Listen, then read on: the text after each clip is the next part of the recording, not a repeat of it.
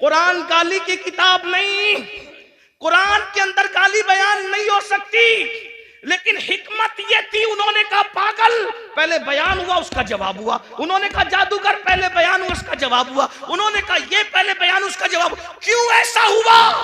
हिकमत क्या थी? तवज्जो। छोड़ दो भाई, हिकमत क्या थी? तवज्जो। हिकमत क्या थी? बहुत नाजुक बात आई। उन्होंने जो जो कहा कुरान बयान करके जवाब दे रहा है। हिकमत क्या थी? कयामत तक के मुसलमानों सुन लो, इन्होंने नबी को मजनून तो कहा, नबी को जादूगर तो कहा, नबी को माज़अल्लाह पागल तो कहा, खबीसों ने बकवास की, लेकिन इतनी गंदी गंदी बातें करने के बावजूद ये नबी को झूठा न कह सके, इसलिए कि नबी इतने सच्चे थे कि उनकी सच्चाई की गवाही ये गुंडे भी दिया करते। सुभान अल्लाह, सुभान अल्लाह, बेशक बेशक। ये अब इतना सच्चा नबी, तवज्जो, इतना सच्चा नबी जिस खुदा के वजूद की गवाही दे, इससे बड़ी सच्चाई क्या हो सकती है ना? तो अल्लाह का वजूद है, ये आसमान, ये जमीन, ये सितारे, ये सैयारे, ये सब बता रहे हैं। आज कॉलेज और स्कूल बात सबसे नहीं, इल्हाद फैल रहा है। इसी तरह बच्चियां वर्गलाई जा रही है, मुर्तद इर्तिदाद की तरफ जा रही है। बच्चियां, बच्चे इर्तिदाद की तरफ जा रहे हैं। वजह मुख्तलिफ वजूहात है। नंबर एक, हमने अपने बच्चों को सब सिखाया। मेरा वक्त पूरा हो रहा है, आप तवज्जो फरमाए, मैं बात समेट रहा हूं। बच्चों के इर्तिदाद की वजह सब सिखाया, ईमान नहीं सिखाया, दीन नहीं सिखाया। देखो हमारे यहाँ दीन नहीं सिखाया जाता, नतीजा बच्चियां पढ़ लिख ले रही है, दूसरों के बहकावे में आ रही है।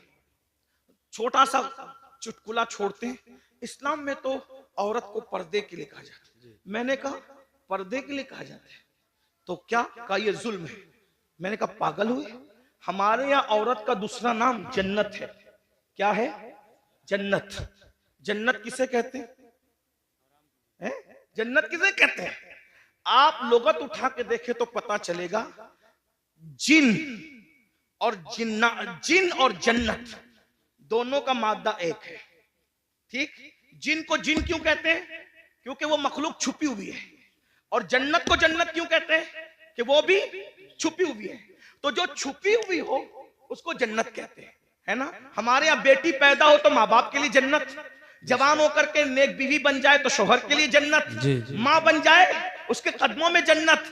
तो जो जन्नत होती है वही तो छुपाई जाती है। हमारे यहाँ औरत का दूसरा नाम जन्नत है, और जन्नत छुपाने की चीज है। अल्हम्दुलिल्लाह हम औरत को जन्नत से कम नहीं मानते, इसीलिए अल्लाह ने अपनी जन्नत भी छुपा रखी है जो सिदरतुल मुंतहा पर है, और हमने अपनी जमीन की जन्नतों को भी छुपा रखा है जो माँ की शक्ल में, बीवी की शक्ल में, बेटे की शक्ल में। सुभान अल्लाह, माशाअल्लाह। जिन्नात भी छुपे हुए हैं और जन्नत भी छुपी। सुभान अल्लाह। इसीलिए जिन्नात है मगर नजर नहीं आते। क्यों? इसलिए कि छुपी हुई मखलूक है। अल्लाह अकबर। तवज्जो करें आप। अर्ज क्या कर रहा था? तो लड़कियों को वर्गलाया जाता है, बहकाया जाता है। और अब हम लोग क्या करते हैं? हम लोग घुटने पर हमला नहीं हो रहा है, हमला सर पे हो रहा है, घुटने ही पकड़ के सहला रहे, घुटने को बचा रहे। मेरे भाइयों, ये तो मालूम करो कि बच्चे मुर्तद क्यों हो रहे, बच्चियां मुर्तद क्यों रहे, इस्लाम की नफरत क्यों है? उसकी कई वजूहात है। नंबर एक, सबसे पहली वजह ईमान न बताना। जब बच्चों को ईमान पता ही नहीं होगा तो वो ईमान बचाएंगे कैसे? नंबर दो, गुर्बत, गरीबी कुफ्र तक ले जा रही है। नंबर तीन, बच्चियों की देर तक शादी का न होना, ये बच्चियों को कुफ्र तक ले जा रहा है। और इसके जिम्मेदार आप भी और हम लोग भी हैं। क्यों? इसलिए कि बच्चियों की शादी में ताखीर क्यों हो रही है? माँ बाप को शौक नहीं है बच्चियों को बिठाने का, लेकिन 30 साल 35 साल की बच्चियां हो रही है और हम उनकी शादी नहीं कर पा रहे। क्यों? इसलिए कि कोई उस बच्ची को करने के लिए तैयार ही नहीं। वजह, इतनी जालिम रसूमात हमने पैदा कर दी है, जहेज के नाम पर, हल्दी के नाम पे, मेहंदी के नाम पे, मांगने के नाम पे, इसके नाम पे, उसके नाम पे, कि बच्चियां 30-30, 35-35 साल की हो जाती है और उनको अच्छे रिश्ते नहीं आते। बहुत माजरत के साथ, ये इलाका बड़ा दीनदार है, लेकिन इतना जरूर कहूंगा, सारी दीनदारी शादी के मौके पे समझ में आती है। सारी दीनदारी शादी के मौके पे समझ में, सिर्फ जुलूस मिलाद में दीनदारी नहीं, शादी के मौके भी दीनदारी बताओ ना। सिर्फ जलसों में दर्द भरी बातें नहीं, शादी के मौके पे भी दीनदारी बताओ। जो लोग मुंह फोड़ के मांगते हैं वो तो मांग ही लेते हैं, जो लोग नहीं मांगते वो लोग भी गरीब घरों में सिर्फ इसलिए रिश्ता नहीं करते हैं कि यहां जाएंगे तो कुछ मिलेगा नहीं। एक तो वो है कि जो मांग रहा है, और एक तो वो है जो वहां जा रहा है जहां मिलना जरूरी है। जहां नहीं मिलेगा वहां जाना ही नहीं है। जहां नहीं मिलेगा वहां बड़ी माजरत के साथ तू इधर उधर की ना बात कर, ये बता के काफिला क्यों लूटा। मुझे रहजनों से गरज नहीं, तेरी रहबरी का सवाल है। मैंने कई जगह ये बात रखी और लोगों ने मेरी बात को कबूल किया। बहुत सारे लोग नौजवानों ने ये इरादा किया कि इंशाअल्लाह ससुराल से हम एक चांदी का तार भी नहीं लेंगे, एक गिलास भी नहीं लेंगे। ये माहौल बन रहा है मुल्क के अंदर, क्योंकि कुरान कहता है वज़क्किर फ़इन्न ज़िक्र तनफ़उल मुमिनीन, मोमिनों को नसीहत करो कि नसीहत करना मोमिनों को फायदा पहुंचाता है। मेरी कौम के जवानों, अगर सिर्फ तुम यूट्यूब पर मुर्तद होने वाली लड़कियों की वीडियो शेयर करके दर्द भरी बातें करोगे तो इस मुनाफिकत से काम होने वाला नहीं है। ये मुनाफिकत अमली छोड़ दो। और तुम इतनी दर्द भरी बातें करते हो, अगर दर्द है किसी के ईमान बचाने का तो अहद करो कि अगर मेरी शादी नहीं हुई है तो मैं जहेज नहीं लूंगा, और अगर मेरी शादी हो चुकी है, मैं बच्चों का बाप हूं, अब अपने बेटों की शादी करूंगा तो जहेज नहीं लूंगा, जहेज का बाइकाट करूंगा, गलत रसूमात का बाइकाट करूंगा। फिर देखो ईमान बचेगा कि नहीं बचेगा। अल्लाह अकबर। खूबसूरत बेटियां हैं, शरीफ बेटियां हैं, दीनदार बेटियां हैं, लेकिन उनको रिश्ते इसलिए नहीं आते कि उनके बाप के पास भीख देने के लिए जहेज की शक्ल में कुछ पैसे नहीं है। अल्लाह अकबर। मुसलमानों, नबी से इश्क का दावा करते हो, रसूलुल्लाह से मोहब्बत का दावा करते हो, नबी के नाम पे जान लुटाने की बात करते हो। सोचो, ये जहेज की गलत रसूमात की बुनियाद पर जब मुसलमान की कोई बेटी किसी मुशरिक और मुनकिर इस्लाम के हाथ में हाथ देकर जब कुफ्र की दहलीज चढ़ती होगी तो गुंबदे खजरा में रसूलुल्लाह के दिल पे क्या गुजरती होगी। अल्लाह अकबर। हुजूर के दिल पे क्या गुजरती, इसलिए कि उसका बाप तो नावाकिफ है कि मेरी बेटी क्या कर रही है, लेकिन नबी तो हर चीज से वाकिफ है। जिसकी जात से, जिसकी निगाह से खुदा की जात ना छुपी, उसकी निगाह से किसी मुसलमान बेटी का मुर्तद होना कैसे छुप सकता है। अफसोस है मुसलमानों, मुरादाबाद और गिरद नवा में रहने वाले मुसलमानों, वो रुसूमात पे लानत हो जो रुसूमात हमारी बेटियों को कुफ्र तक ले जा रही है, शिर्क तक ले जा रही है। बताओ, हर साल हज करो, हर साल उम्रा करो, मस्जिद बनाओ, मदरसे बनाओ, बड़ी बड़ी दाढ़ियां रखो, खूबसूरत टोपियां पहनो, कादरी, चिश्ती, नक्शबंदी, रफाई, ये सारे टाइटल लगाओ, और फिर बच्चियों के मुर्तद होने की फिक्र न करो, उनके ईमान जाने की फिक्र न करो। अगर कयामत के दिन रसूलुल्लाह का सामना होगा, हुजूर ने दामन पकड़ के पूछ लिया, ओ मुनाफिक, मेरी उम्मत की बेटियां मुर्तद हो रही थी तेरी नाजायज रसूमात की बुनियाद पे, तू क्या कर रहा था? अल्लाह। क्या जवाब दोगे? ये मेरी माए और बहनें बैठी है, ये भी रिश्ते ढूंढने निकलती है मेरी माए और बहनें, तो ये लालच में सरता पर डूब जाती है। ये बेटे की शादी करने नहीं, ये अपने बेटों को बेचने निकलती है। कभी बच्चियों के ईमान का सोचा? अरे मेरी बहन, अगर तेरे शौहर ने भी तेरे साथ यही किया होता तो बता, क्या तू इतनी इज्जत के साथ रह सक? क्या दौलत ही सब है, माल ही सब है? एक बात कहूं, तुम अगर जहेज नहीं लोगे सिर्फ किसी का ईमान बचाने की नियत से, तो पता है जहेज में तुम्हें क्या मिलेगा? रसूलुल्लाह की दुआएं और उनकी खुशी मिलेगी। वाह वाह वाह, सुभान अल्लाह। अगर समधी ने तुम्हें जहेज दिया, चंद सालों के बाद वो टूट फूट जाएगा। सुसर ने तुम्हें जहेज दिया, सास ने, चंद सालों के बाद टूट। और हुजूर ने ईमान बचाने की बुनियाद पर सिर्फ तुझे एक बार देख के मुस्कुरा लिया, कयामत तक के तेरी नस्लों की तकदीर समझ जाएगी। बेशक बेशक बेशक। अब आप पर है मुसलमानों, तुम जहेज लेते हो या जहेज नहीं लेते? अगर वो सामने वाले देना भी चाहे तो उनको कहो हम नहीं लेंगे, हम जहेज का बाइकाट करें। कुछ लोग हमारे सामने भी खड़े हो, भाई देखो भाई, मैं एक बात कहता हूं, आपको गालियां देना हमें दे लो, हम तो अपना मुताला एक मशवरा पेश कर रहे हैं। कुछ लोग कहते हैं नहीं जहेज सुन्नत है। मैं हजरत मुफ्ती इस्माइल साहब, मुफ्ती जलीस और भी मुफ्तियाने किराम है, इनके सामने 2 मिनट का एक मुताला पेश करना चाहता हूँ। अगर गलती होगी तो मैं यही रुजू कर लूंगा। हम लोग जिद्दी लोग नहीं, हम इमाम अहमद रजा की फिक्र के वारिस, फिक्र रजा हमारी है, ठीक है ना? जिद्दी लोग हमारे यहाँ कि गलती हो जाए तो रुजू कर लो। क्यों? क्योंकि आर नार से बेहतर है। लोग हमें यही ताना देंगे ना कि रुजू कर लिया, ठीक है भाई, हम तो रुजू वाले लोग, तौबा वाले लोग, और तौबा अल्लाह को की बारगाह में महबूब है। हुजूर ने सैयदा पाक को जहेज नहीं दिया, ये मैं आज आपके सामने बात कर, हुजूर ने सैयदा फातिमा ज़हरा पाक को जहेज नहीं दिया। मैंने कई जगह पेश किया उलमा के सामने, लेकिन उलमा ने मेरी तायीद ही की, अभी तक किसी ने इख्तिलाफ नहीं किया। अगर कोई उस्ताद इस्लाह कर दे तो हम नहीं बयान करेंगे इसको आज के बाद, लेकिन थोड़ा सुन ले। हुजूर ने जहेज नहीं दिया। कैसे नहीं जहेज दिया? मैंने कहा पहली बात तो ये है कि हुजूर अलैहिस्सलाम की एक बेटी नहीं थी, 4 बेटियां थी, है ना, 4 बेटियां थी। और 4 बेटियों पे हमारे पास दलील भी मौजूद है। मैं उसकी तरफ अभी नहीं जाता, मेरा टाइम खत्म हो रहा है। सिर्फ 10-15 मिनट बच्चे, जो टाइम मुझे दिया गया था उसमें 10-15 मिनट बच्चे, उसको सुन ले।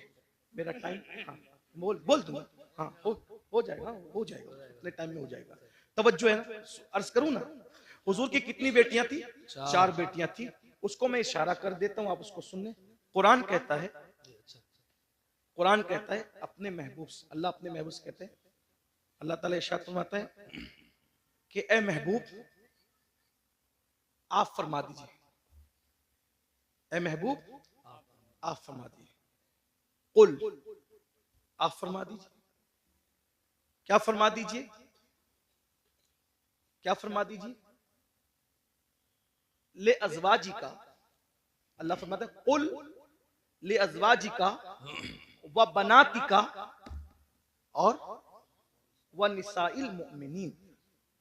3 तबके को नबी खिताब कर रहे हैं अल्लाह के हुक्म से। कुल ले अज़वाजी का व बनाती का व निसाइल मुमिनीन। आप कहिए अपनी बीबियों से और अपनी बेटियों से और मोमिनों की औरतों से। तो ये बनाती का जो है ना, ये बनाती का, क्योंकि अरबी जबान का हुस्न ये है कि हर जबान में वाहिद और जमा है, बात खत्म। अरबी में वाहिद तस्निया, जमा किल्लत, जमा कसरत, है ना, ये तफसीर। तो कुरान क्या कह रहा है? वह बनाती का, तस्निये के साथ नहीं है, किसके साथ है? जमा के साथ। तो अगर तस्निये के साथ भी होता तो 2 बेटी माननी पड़ती, और अगर एक बेटी होती तो बिनतिका कहा जाता, बनातिका नहीं कहा जाता, है ना, बनाती। कुरान अगर बनातिका कह रहा है तो मानना पड़ेगा कि कम से कम नबी की 3 बेटियां थी जी, कम से कम।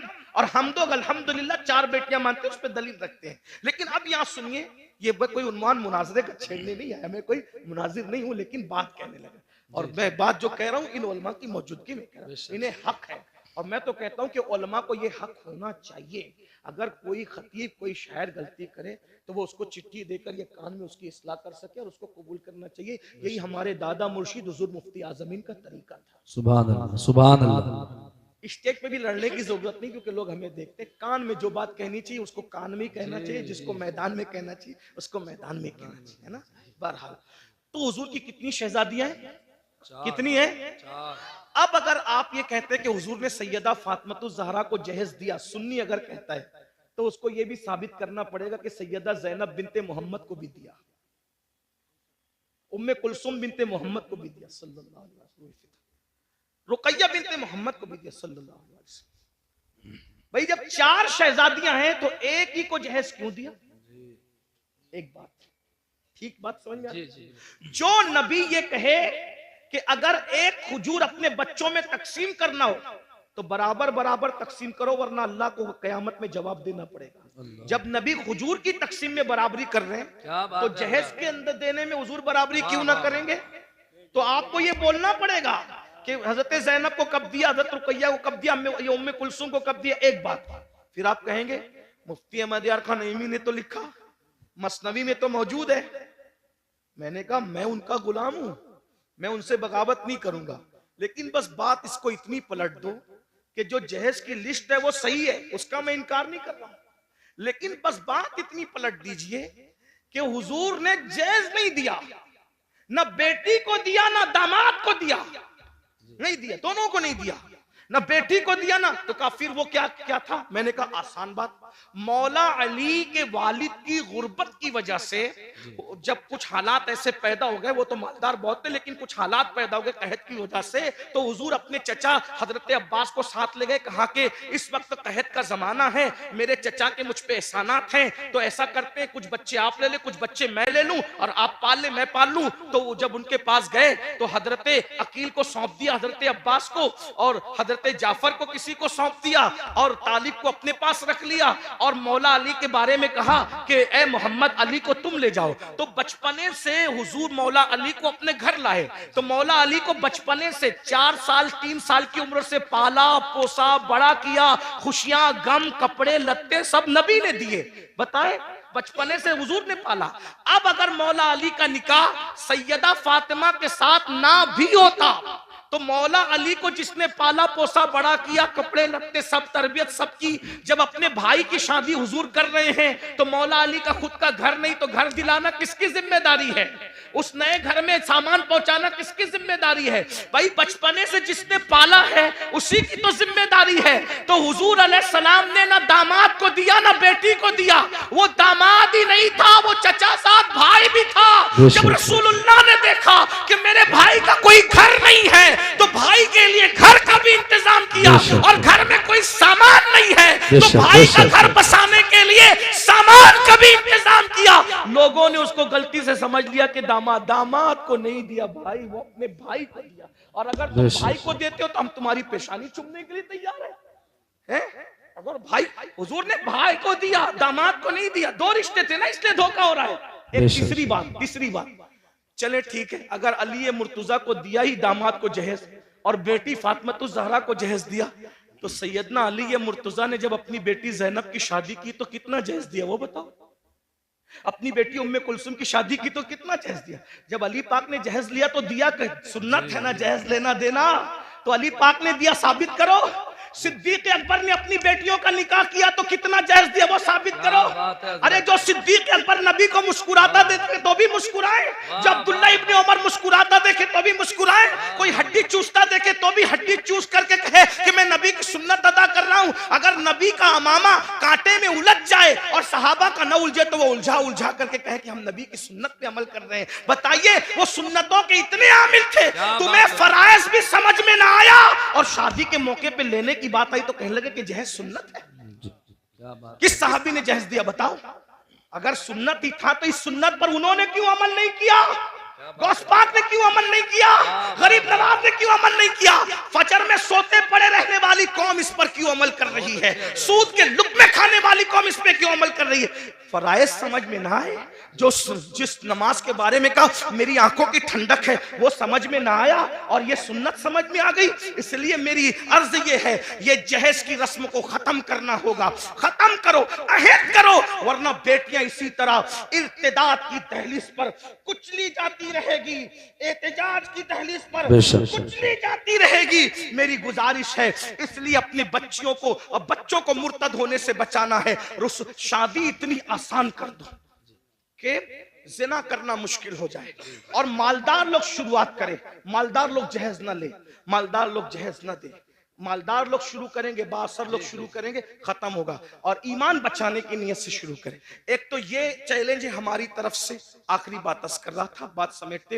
एक तो कि लड़कियां डायरेक्ट मुर्तद हो, लेकिन दूसरी तरफ मुर्तद होने का एक और दरवाजा खुला है जिसकी तरफ हमारी तवज्जो नहीं है कि जब हम रिश्तेदारी करते हैं तो रिश्तेदारी करने में हम जो है वो आशिके रसूल और गुस्ताखे रसूल नहीं देखते। तो चूंकि जो नबी का गुस्ताख है, चाहे गुस्ताखी दाढ़ी वाला करे चाहे गुस्ताखी बगैर दाढ़ी वाला करे, कोई नबी की गुस्ताखी करे तो वो मुर्तद है। कोई गुस्ताखी, नबी की तौहीन, जो तौहीन करे उसके नाम के साथ कोई टाइटल हो या ना हो, नबी की गुस्ताखी क्या है? भाई आप ये कहें कि उन्हें दीवार के पीछे की खबर नहीं थी, ये गुस्ताखी। इसलिए कि कुरान कहे वो अल्लमका मा लम तकुन तालम व काना फदलुल्लाहि अलैका अज़ीमा। ए महबूब, हमने आपको वो सब कुछ सिखा दिया जो आप नहीं जानते थे। अल्लाह कह रहा है सब कुछ सिखा दिया और मुल्ला कह रहा है कि दीवार के पीछे की खबर नहीं। ये नबी को गाली हुई कि नहीं हुई? अल्लाह फरमा रहा है, ए मेरे महबूब, या अय्युहन नबी इन्ना अर्सलनाका शाहिदन व मुबश्शिरन व नज़ीरा। ए महबूब, हमने आपको हाजिर और नाजिर बना करके भेजा। और अल्लाह फरमाता है व दाइयन इलल्लाह, और हमने तुम्हें अल्लाह की तरफ तरफ बुलाने वाला बनाकर भेजा, बेइज़्न ही व सिराजम मुनीरा, और तुम्हें चमकता हुआ सूरज बना करके भेजा। अल्लाह अकबर। अल्लाह उनके बारे में कहे, अल्लाह अल्लाह क्या वो महबूब है मेरे भाई। अल्लाह उनकी शान यूं बयान करे, वद्दुहा महबूब तेरे चेहरे की कसम, वल्लैल तेरी जुल्फों की कसम, वन्नज्म तेरे दांतों की कसम, ला उक़्सिम बिहाज़ल बलद तेरे चलने की कसम। महबूब अगर चेहरे पर नकाब डाल ले तो कुरान कहे या अय्युहल मुज़्ज़म्मिल, ए झुरमुट मारने वाले। अगर वो कंबल ओढ़ ले तो कुरान कहे या अय्युहल मुद्दस्सिर, ए कंबल ओढ़ने वाले।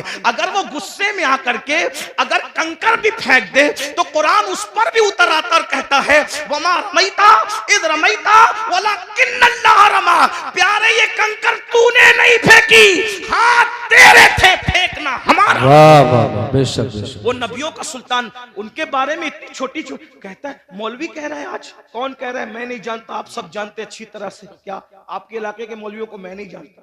जो जिनको जानता हूं उनके चेहरे बताने के मैं इनको जानता हूं, ये मुझे जानते हैं, और जिनको नहीं जानता उनको नहीं जानता। कहते हैं उम्मी उम्मी उम्मी।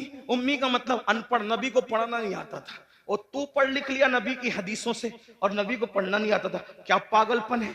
और ऐसों को आप बेटियां दे रहे हैं, ऐसों के साथ आप रिश्तेदारी। आप कहते हैं मौलवियों का समय, ये मौलवी लड़ाने आते हैं। भैया मौलवी लड़ाने नहीं आता, मौलवी तो यही बात तो मोमिनों को, सहाबा को कहते थे मुनाफिकीन। मदीने के मुनाफिकीन सहाबा को कहते थे कि ये लोग फसाद फैलाते हैं और हम इस्लाह का काम करते हैं। ये बातें वो बकते थे, बकवास करते थे।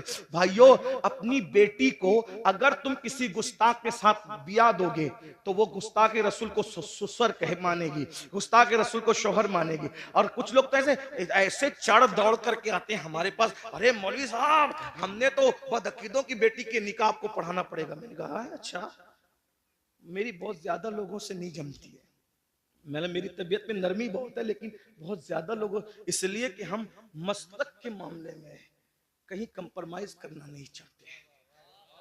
ऐसे काम को आग लगे, लानत हो उस काम पर जिससे मसलक का सौदा हो जाए। हम मसलहत के कायल हैं, मसलक फरोशी के कायल नहीं। हाँ, तबीयत में नरमी होनी चाहिए मगर मौकिफ में सख्ती होनी चाहिए, और हमारा मौकिफ वही हो जो गुज़िश्ता सदी में इमाम अहले सुन्नत ने बयान। बेशक बेशक सुभान अल्लाह। हाँ, हमारा नजरिया वही होना चाहिए। माहौल देखकर पूरी मत बांधो, मजमा देख के बातें मत करो, क्योंकि अल्लाह की बारगाह में खड़े होना है। अरे कहते हैं निकाह आपको पढ़ाना है, हम तो बदअकीदों के यहाँ से दूसरी पार्टी से लाए हजरत। मैंने कहा अच्छा, तो कहा हजरत चंद दिन में सुन्नी बना लेंगे। मैंने कहा तू बड़ा सुन्नी बन गया जो उसको बहू को सुन्नी बनाएगा जी। और अगर वो बन भी जाए तो क्या वो गुस्ताख रसूल को अब्बा कह के न पुकारेगी? तुम्हारा पोता पैदा हुआ तो उसका नाना मरेगा तो उसका जनाजा, वो गुस्ताख का जनाजा तुम्हारा पोता पढ़ने न जाएगा? है? तुम कितने सुन्नी हुए जो दूसरों को सुन्नी बनाओगे? जिसका खाते हो उसकी वफादारी करो। कम से कम कुत्ते से सीखा होता। कुत्ता एक रोटी खाता है, मालिक की वफादारी करता है। हमें जो मिला है नबी के सदके में मिला है। कहते हैं उम्मी है, अनपढ़ है। मैंने कहा पागल हुआ है, पागल हुआ है, पागल है, कैसी बात करता है? उम्मी है, अनपढ़ है। हुजूर अनपढ़ नहीं थे। उम्मी की तो तशरीह आशिकों ने बहुत की है। उम्मुल कुरा में पैदा हुए इसलिए उम्मी थे। अल्लाह के सिवा किसी से नहीं पढ़े इसलिए उम्मी थे। अल्लाह के अलावा उनका कोई उस्ताद नहीं है, और ये शान सिर्फ रसूलुल्लाह की है। अपने जैसे किसी बशर से उन्होंने नहीं पढ़ा। अर्रहमान अल्लमल कुरान, रहमान से उन्होंने पढ़ा। अल्लमल इंसान अल्लमहुल बयान, खलकल इंसान अल्लमहुल बयान। अल्लाह ने इंसान को पैदा किया और इल्म बयान सिखाया। वअल्लमका मा लम तकुन तालम। मेरे इमाम कहते हैं ऐसा उम्मी किस लिए मिन्नत कशे उस्ताद हो, ऐसा उम्मी किस लिए मिन्नत कशे उस्ताद हो। क्या किफायत उसको इकरा रब्बुकल अकरम नहीं? क्या किफायत उसको इकरा रब्बुक। और उम्मी का एक माना माँ वाला भी होता है कि मेरे नबी माँ वाले थे, यानी माँ होने की एतबार से मेरे नबी की माँ जैसी थी, वैसे किसी की माँ हो भी नहीं सकती।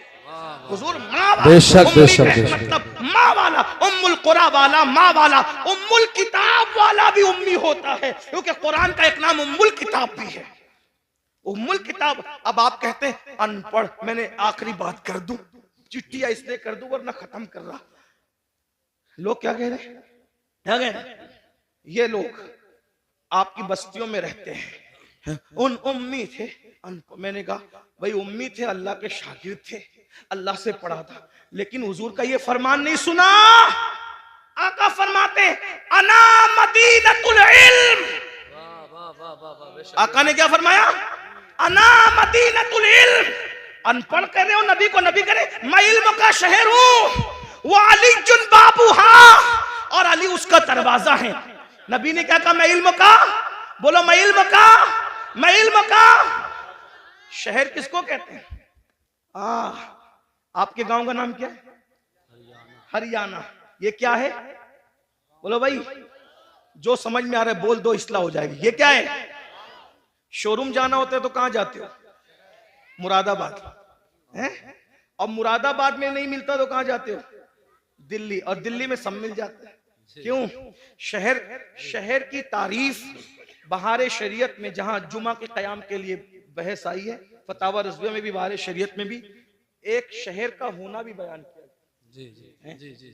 शहर का होना भी बयान किया गया है कि शहर का होना, शहर और शहर की तारीफ क्या बयान की? शहर की तारीफ में एक बात ये भी बयान की कि जिसमें बाजार हो, जिसमें बाजार हो। बाजार उर्दू की किताब है, बारे शरीयत उठा के देख ली, आलिम बनाने वाली किताब है। और तो फतावा रज़विया में भी है, जुमा के लिए शहर हो और शहर के लिए एक बात ये भी है, निशानी शहर की क्या है? उसमें क्या हो? बोलो भाई, क्या हो? बाजार। और बाजार जो होता है ना शहर का, उसमें सब मिलता है। बोलो भाई, क्या मिलता है? बाजार में। दिल्ली में आप बाजार में जाएंगे ना तो कोई ये नहीं कहेगा कि ये नहीं मिलता, क्योंकि एक बाजार नहीं होते, कई बाजार होते है ना। ये नहीं मिला तो वहां नहीं मिला। और मुंबई, दिल्ली से बड़े बड़े शहर में बड़े बड़े बाजार होते हैं। अब सुनना, नबी क्या कह रहे हैं? अना मदीनतुल इल्म। मैं इल्म का गांव नहीं हूं, इल्म का शहर हूं, और शहर में हर चीज मिलती है। वो बता, अगर हर इल्म चाहिए मेरे पास आओ।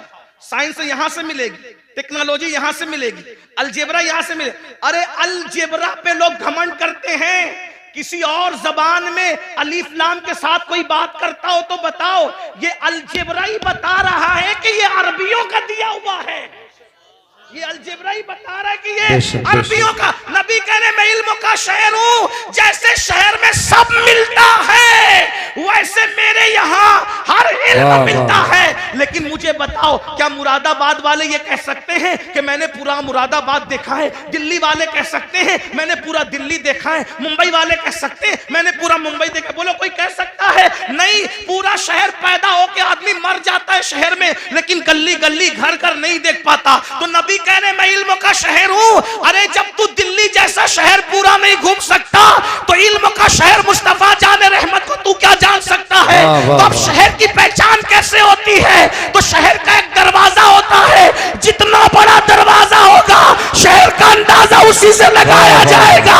नबी कह रहे हैं अना मदीनतुल इल्म, मैं इल्म का शहर हूं।